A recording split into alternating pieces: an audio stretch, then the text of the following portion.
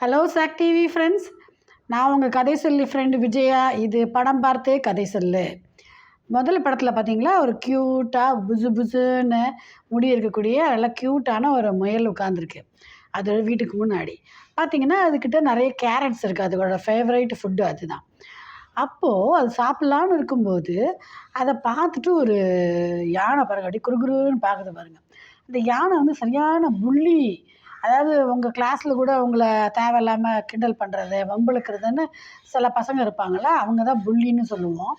அது சரியான புள்ளியா, சும்மா சும்மா எல்லாரையும் தொல்லை பண்ணுமா. அதுக்கு வந்து இந்த முயல் வந்து அந்த கேரட்ஸை வச்சு சாப்பிட்றது வந்து பிடிக்கல. அதனால் என்ன பண்ணுச்சு, யானை வந்து நல்லா ஸ்ட்ராங்காக பெருசாக இருக்கும் இல்லையா, அது நல்லா ஸ்ட்ராங்கான காலை வச்சு நச்சு நச்சு நச்சு நச்சுன்னு அந்த கேரட்ஸ் எல்லாம் மிதித்து சிதைச்சிருச்சு. பாவம் அந்த முயல் என்ன பண்ணும், அதுக்கு சாப்பாடே இல்லை. பான்னு ஒரே அழுக. அப்போ தான் ஒரு ஃப்ரெண்டு வந்துச்சாம்மா, அது குட்டி எறும்பு க்யூட்டாக இருக்குல்ல.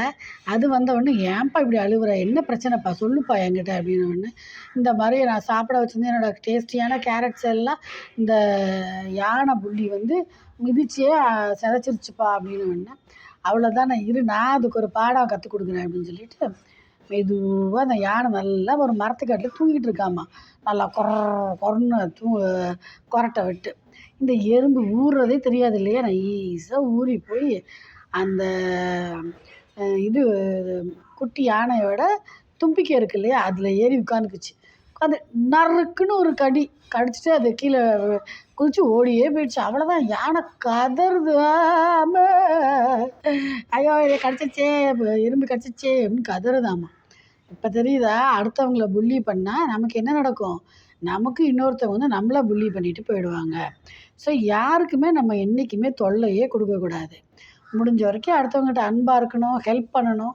அப்படி இல்லைன்னா நம்ம பேசாமல் இருக்கணும், தொல்லை பண்ணவே கூடாது. அதுவும் அது யானையை மாதிரி தொல்லை பண்ணுற புள்ளியாகவும் இருக்கக்கூடாது. அதே சமயத்தில் அந்த முயல் மாதிரி பயப்படவும் கூடாது புள்ளிஸை பார்த்து.